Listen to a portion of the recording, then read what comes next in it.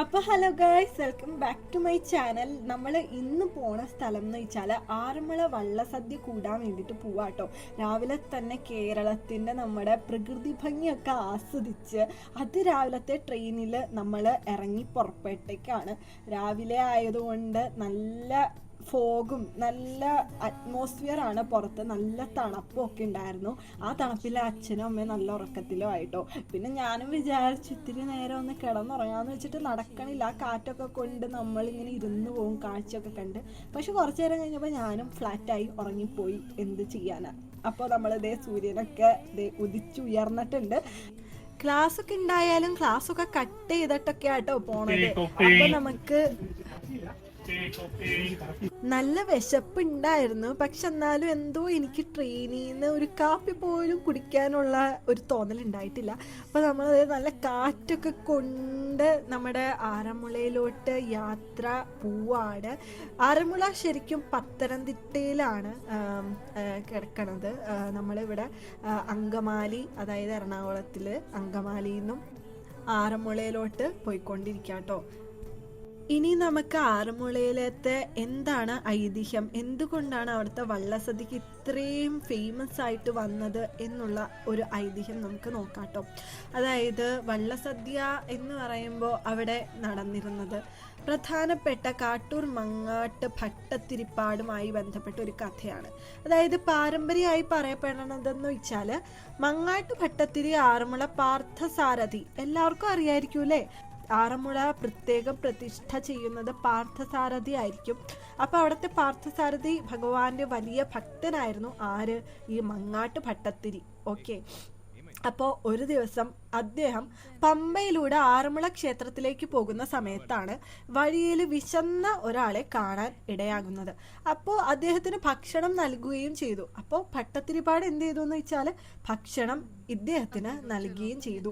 പിന്നീടാണ് ആ വ്യക്തി സാധാരണ ഒരു യാത്രക്കാരനല്ലായിരുന്നു എന്നുള്ള ആ ഒരു സത്യം ഭട്ടത്തിരിക്ക് മനസ്സിലായത്. അതായത് ഭഗവാൻ തന്നെയായിരുന്നു അദ്ദേഹത്തെ പരീക്ഷിക്കാൻ വേണ്ടിയിട്ട് വന്നതെന്നാണ് വിശ്വാസം. അപ്പൊ കഥ പറഞ്ഞപ്പോഴേക്കും ദേ നമ്മൾ ചെങ്ങന്നൂർ റെയിൽവേ സ്റ്റേഷൻ എത്തി. ഇനി നമുക്ക് ഇത്തിരിയേറെ ഫുഡൊക്കെ കഴിച്ചിട്ട് ബാക്കി ഞാൻ സ്റ്റോറി പറയാട്ടോ. പിന്നീട് നമ്മൾ ഫുഡൊക്കെ കഴിച്ചിട്ട് അവിടെ നിന്ന് ചെങ്ങന്നൂരിൽ നിന്ന് പ്രൈവറ്റ് ബസ് കയറി നമ്മൾ നേരെ ആറന്മുളയിൽ വന്നിറങ്ങി. അപ്പം അതേ നേരെ കാണുന്ന ആ ഒരു വഴിയിലൂടെ നടന്ന നമ്മുടെ അമ്പലത്തിലോട്ട് എത്തൂട്ടോ. അപ്പം നമുക്ക് ആ സ്റ്റോറി ഒന്ന് കണ്ടിന്യൂ ചെയ്തേക്കാം. അതായത് നമ്മളിപ്പോൾ എത്തിയത് ഭട്ടത്തിരി അദ്ദേഹത്തിന് ഫുഡ് കൊടുത്തിട്ട് അത് ഭഗവാനായിരുന്നു എന്നായിരുന്നല്ലോ പറഞ്ഞത്. അപ്പോൾ ഇതിനു ശേഷം ആറന്മുള ക്ഷേത്രത്തിലേക്ക് പമ്പയിലൂടെ എത്തുന്ന പള്ളിയോടക്കാരെ ഭഗവാന്റെ അതിഥികളായിട്ടാണ് കണക്കാക്കി അവർക്ക് സദ്യ കൊടുക്കുന്നത് കേട്ടോ. അപ്പം ഈ ഒരു പാരമ്പര്യമാണ് ഇപ്പോഴും അവിടെ നിലനിൽക്കുന്നത്. വള്ളത്തിൽ വരുന്ന തുഴക്കാരെ സൽക്കരിക്കുന്നത് ഭഗവാനെ തന്നെ സൽക്കരിക്കുന്നതിന് തുല്യമായിട്ടാണ് അവർ കണക്കാക്കപ്പെടുന്നത്. അതായത് നമുക്ക് ഇപ്പോഴത്തെ ജനറേഷൻ മനസ്സിലാക്കാന്ന് വെച്ചാൽ നമ്മൾ അതിഥികളെ ദൈവതുല്യരായിട്ട് കണക്കാക്കണം എന്നാണ്. അതായത് നമ്മളിപ്പോൾ വീട്ടിൽ വരുന്ന ഒരാള്, ഒരു ഗസ്റ്റ് വരുമ്പോൾ നമുക്ക് അവരെ ഒരു ഒരു ഗോഡായിട്ടൊരു ദൈവതുല്യരായിട്ട് കണക്കാക്കപ്പെടുന്നുള്ള ഒരു ആശയവും ഇതിൽ നമുക്ക് വേണമെങ്കിൽ ഉൾപ്പെടുത്താം. 11 വള്ളമായിരുന്നു ഞങ്ങൾ പോയപ്പോൾ ഉണ്ടായിരുന്നത്. അതായത് 11 കുടുംബങ്ങളുടെ വഴിപാടാണ് നടന്നത് ഞങ്ങൾ പോയപ്പോൾ. അപ്പോൾ ഇവിടെ നമുക്ക് ഓരോ വള്ളക്കാർ വരുമ്പോഴും അവർക്ക് കൂപ്പൺ എടുക്കണം. നമ്മൾ അവിടെ ചെന്ന് കൂപ്പൺ അവിടെ നിന്ന് ആരെങ്കിലോടും കൂപ്പൺ എടുത്താൽ മാത്രമേ നമുക്ക് വള്ളക്കാരുടെ കൂടെ ഇരുന്ന് വള്ളസദ്യ കൂടാൻ സാധിക്കൂ കേട്ടോ. അങ്ങനത്തെ ഒരു സംഭവം ഉണ്ട് ഇവിടെ. കൂപ്പൺ ഇല്ലാത്തവർക്ക് നമുക്ക് വള്ളക്കാരുടെ കൂടെ കൂപ്പൺ കൊടുക്കാണ്ട് സദ്യ കൂടാൻ സാധിക്കില്ല. അപ്പോൾ നമ്മൾ കൂപ്പണൊക്കെ എടുത്താണ് പോയത്. അപ്പോൾ ഈ കൂപ്പണിൽ എടുക്കുമ്പോൾ നമുക്ക് വള്ളത്തിൻ്റെ പേര് കിട്ടും. ഞങ്ങൾക്ക് കിട്ടിയ വള്ളക്കാർ വരുമ്പോൾ ഞങ്ങൾ എന്ത് ചെയ്യണമെന്ന് വെച്ചാൽ അവരുടെ കൂടെ അവരെ നമ്മൾ സ്വീകരിക്കും. ആ വഴിപാട് നടത്തിയ ആ കുടുംബാംഗങ്ങൾ അവരെ നല്ല രീതിക്ക് സ്വീകരിക്കും. വിളക്കൊക്കെ കൊളുത്തി അങ്ങനെ സ്വീകരിച്ചു കഴിഞ്ഞ് അത് അവർ വഞ്ചിപ്പാട്ടിൻ്റെ താളത്തിൽ പാർത്ഥസാരഥി ഭഗവാന്റെ മുന്നിൽ കൊണ്ടുപോയിട്ട് നമസ്കരിച്ച് അവരെ നേരെ ചുറ്റമ്പലത്തിന് ചുറ്റും പ്രദക്ഷിണം വെപ്പിച്ച് നേരെ സദ്യയൂട്ടിലോട്ട് കൊണ്ടുവരും. ഈ സദ്യയൂട്ടിൽ നമ്മുടെ വള്ളക്കാർ കയറാണ്ട് നമ്മുടെ ആൾക്കാർ, നമ്മൾ പൊതുജനങ്ങളെ ഫുഡ് കഴിക്കാനായിട്ട് കയറ്റില്ല കേട്ടോ. അപ്പോൾ അങ്ങനെയൊക്കെ ഉണ്ട് ഇവിടെ. അപ്പോൾ അതിന് അനുസരിച്ച് നല്ല ഉന്തും തള്ളൊക്കെ നമുക്ക് സദ്യക്ക് കയറണയ്ക്ക് മുന്നേ ഇത്തിരി പ്രതീക്ഷിക്കാം. അതൊക്കെ ഉണ്ടായിരുന്നു, നല്ല ഉന്തും തള്ളുമായിരുന്നു. കൂപ്പൺ എടുത്താൽ കൂടിയും ആൾക്കാർക്ക് സീറ്റ് കിട്ടില്ല എന്നുള്ളൊരു സംഭവത്തിൽ ഭയങ്കര ഉന്തും തള്ളും ഒക്കെ ആയിരുന്നു. അപ്പോൾ എന്തായാലും കൂപ്പൺ എടുത്തു കഴിഞ്ഞാൽ നമുക്കവിടെ സീറ്റ് ഉറപ്പാണ്. അതുകൊണ്ട് ഉന്തും തള്ളും ഒക്കെ ചെയ്തിട്ട് ഫുഡ് കഴിക്കാൻ കയറണമെന്നില്ല, എന്തായാലും അവിടെ നമുക്ക് ഫുഡ് ഉറപ്പാണ്. അപ്പോൾ അങ്ങനെ ഒരു സംഭവം ഉണ്ട് കേട്ടോ. അപ്പോൾ നമ്മൾ നേരെ വള്ളക്കാരുടെ സ്ഥലത്തോട്ട് വള്ളം വരുന്നത് കാത്ത് നിൽക്കാനായിട്ട് അവിടേക്ക് പോവും ഇത് കഴിഞ്ഞാട്ടോ. അങ്ങനെ ദേ നമ്മൾ വന്നിരുന്നു. ഇനിയിപ്പോൾ നമ്മുടെ വള്ളം വന്നിട്ട് വേണം നമുക്ക് സദ്യ കഴിക്കാനായിട്ട് പോവാൻ. അപ്പോൾ അതിന് മുന്നേ നല്ല മഴയായിരുന്നു. ഞങ്ങൾ വിചാരിച്ചു ദൈവമേ മഴയൊക്കെ കാരണം ഇനിയിപ്പോൾ ഉണ്ടാവില്ലേ എന്നൊക്കെ വിചാരിച്ചു. പക്ഷെ കുഴപ്പമുണ്ടായില്ല, ചാറ്റൽ മഴയായിരുന്നു കേട്ടോ. അപ്പോൾ അതേ നമ്മൾ ദേ വള്ളക്കാർ വന്ന് തുടങ്ങി.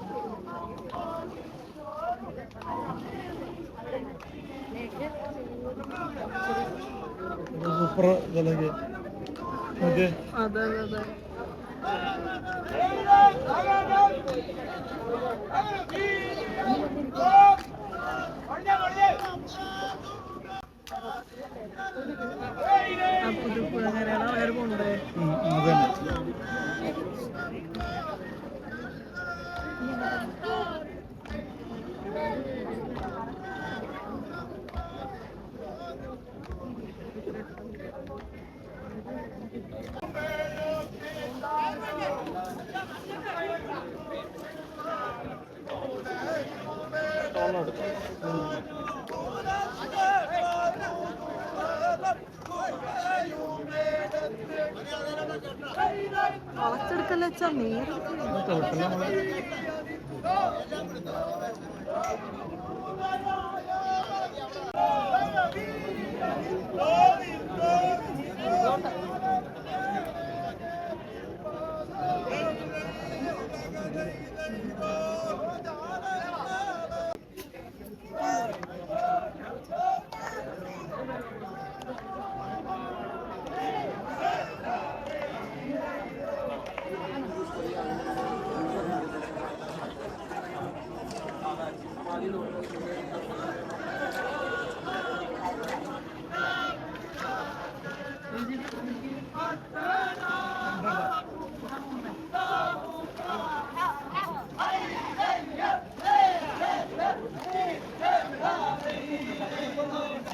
ഇതാണ് അച്ഛാ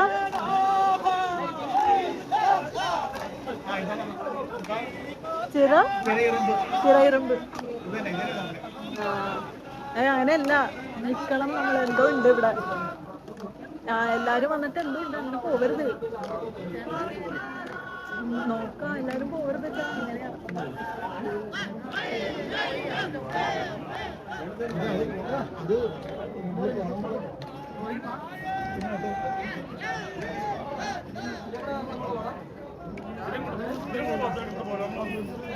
തിരിഞ്ഞു വരും ഒരു കറങ്ങാൻ വരും. അതെ.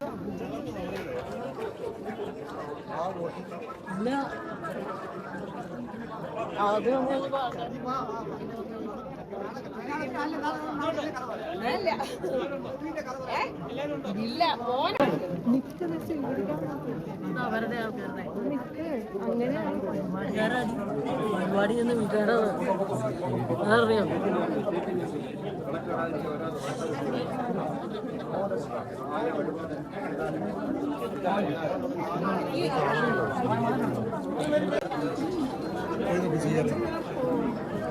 ഇങ്ങനെ എടുക്കും.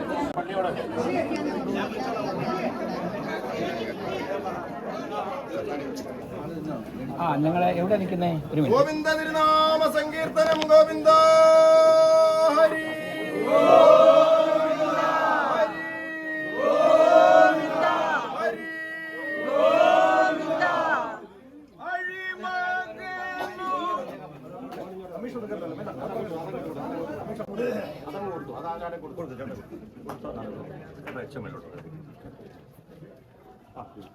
ഗോവിന്ദ തിരുനാമ സങ്കീർത്തനം ഗോവിന്ദ ഹരി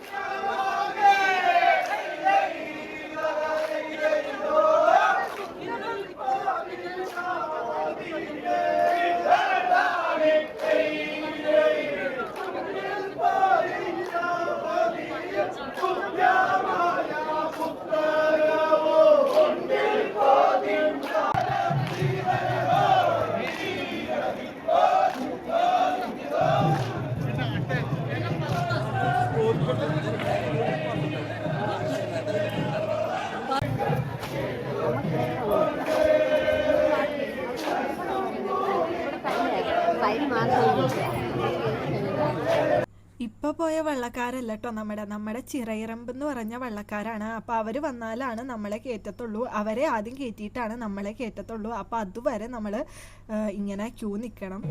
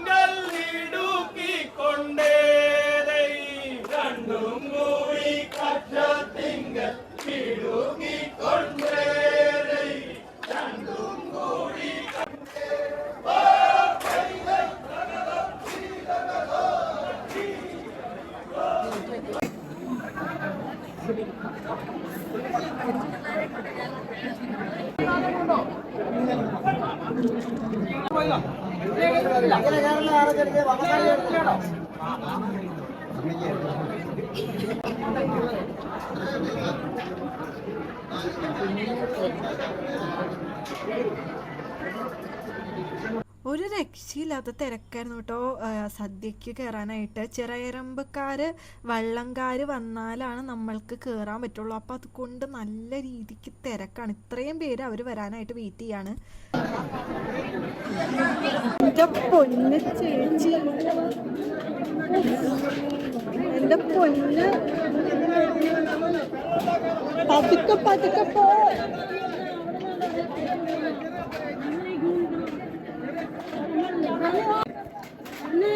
വരണു വരണു.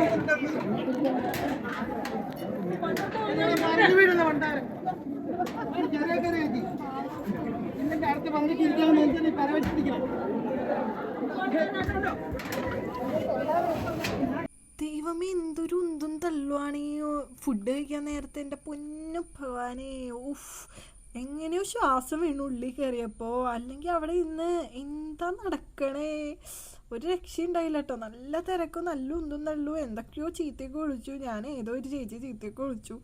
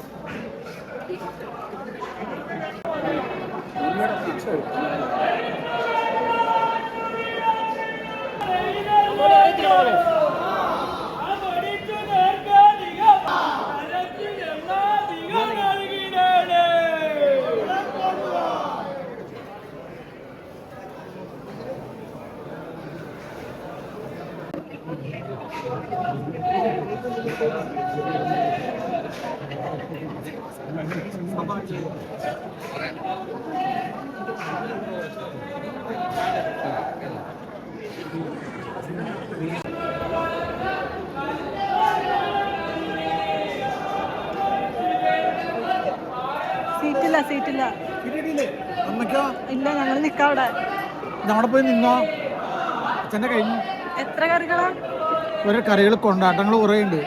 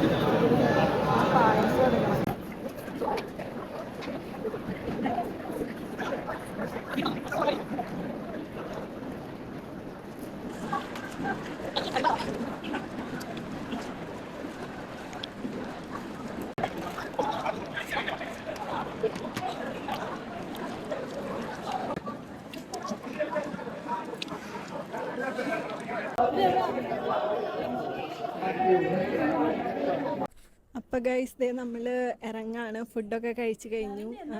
ഇനിയും പോവാണ്. അപ്പോൾ നല്ല എക്സ്പീരിയൻസ് ആണ് നമ്മുടെ ആറന്മുള വള്ളംകളിയൊക്കെ എല്ലാവരും ഒരു ദിവസം വന്നൊന്ന് എക്സ്പീരിയൻസ് ചെയ്യുക. ഭയങ്കര തിരക്കൊക്കെ ഉണ്ട്, അപ്പോൾ അതൊക്കെ ഒന്ന് സഹിക്കണം. ബട്ട് എന്നാലും ഈ വള്ളംകളിയൊക്കെ കാണാനായിട്ടും നല്ലൊരു ഫസ്റ്റ് എക്സ്പീരിയൻസ് ആണ്. വൺ ടൈം വാച്ചബിളാണ്. സോ അത്രേ ഉള്ളൂ ഇന്നത്തെ വ്ളോഗ് എന്ന് വെച്ചാൽ. അപ്പോൾ അതേ നമ്മൾ നേരെ കൊച്ചിയിലോട്ട് വിടാണ്. അപ്പോൾ സമയം ഉച്ച ഒരു 2 മണി കഴിഞ്ഞു. അപ്പോൾ നമ്മൾ ഇനിയിപ്പോൾ ഒന്ന് നോക്കാനുള്ള ഫുഡൊക്കെ കഴിച്ച് എല്ലാം കഴിഞ്ഞ് നേരെ പോവാണ് ഗൈസ്. Bye bye. പോകല്ലോ.